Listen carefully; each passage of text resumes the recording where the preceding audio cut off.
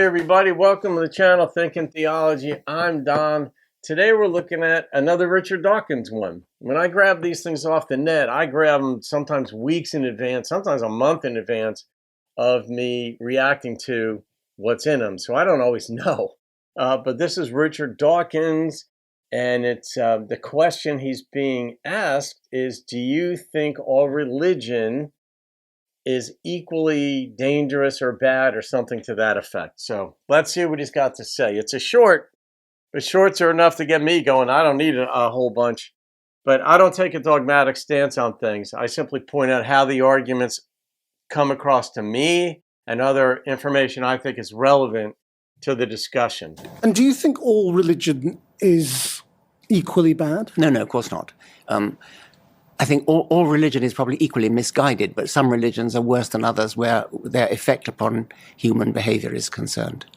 Fair Is that enough. why you said that you thought Islam was the greatest evil today, a few years ago? Yes, I think that's true. Where only today, mind you, I mean, in medieval times, Christianity was.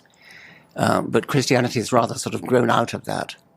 And do you still think Islam is the greatest evil today? Well, I'm not sure about that. I think that nationalism, patriotism really, where you say my country right or wrong, America first, these are also great evils which we would be better off without. All right. I like what he said in the end there, because I've made that point numerous times on prior videos, and it's been my position in the argument, the debate that happens between atheists and Christians, generally speaking, or atheists and religionists, where the atheist argument is that if it wasn't for religion, there wouldn't be war. And I've been saying that's not true. If everybody was an atheist, we'd be fighting over you took my girl, or we'd be fighting over land or food. And we tend to be cooperative people, social beings, human beings, and so we form groups. Now, we don't want to be the vulnerable group, so we want the bigger group, and if somebody else is vulnerable, we might even enslave them, for instance, or make them do our work, or treat them worse, or what have you. So the notion that religion causes wars is just an absurd one. Some wars are fought in the name of religion, and those are deplorable as well. But what he said here, he thinks all religions are misguided because he isn't into the spiritual life. He doesn't believe there's something that extends beyond the human body or a plant's being, it's basically we're a collection of cells and matter. And I mean, there are good arguments for that. I mean, and he makes some of them, and I understand them. Doesn't happen to be my complete position. It might become it. It might not.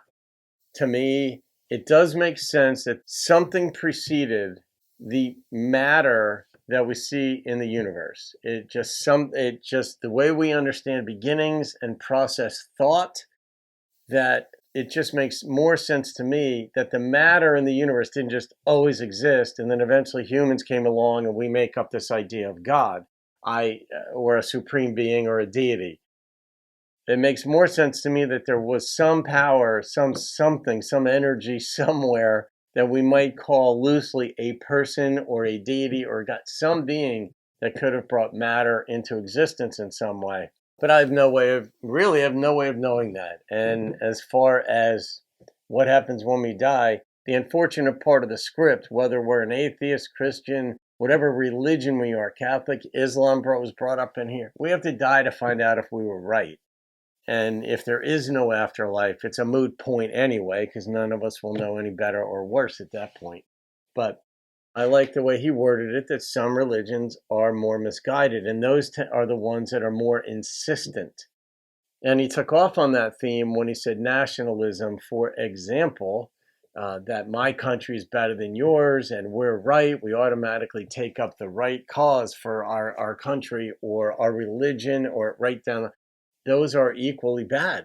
That approach is a dangerous one, because it goes against the cooperative nature, the social nature of mankind that actually made us the apex predator or apex being on planet Earth. There's a reason we would be the hunted by lions and whatever else, but we cooperate with one another and are able to work with one another to keep them away, put it that way. And then we have laws, the nature of law and social customs and such to sort of allow us to live life on a more even keel with less fear of death. The Wild West type thing and is no more. So the cooperative nature of mankind is what made it possible for us to live better lives in ways. And I think what he's decrying here, obviously, is when a group bands together and says, we're the one, and we're going to make you believe it, or we're going to make you see it, or we're going to have a problem with you if you don't, whether it's religion or nationalism or some other form of I'm right, you're wrong. He's opposed to that. And so am I. So in this case, I like what Dawkins had to say. So there it is. All right, folks, leave your comments. Leave your suggestions for topics that I could cover as well. All right, guys, have a great day. I'll see you on another video and keep thinking theology and try to be kind along the way.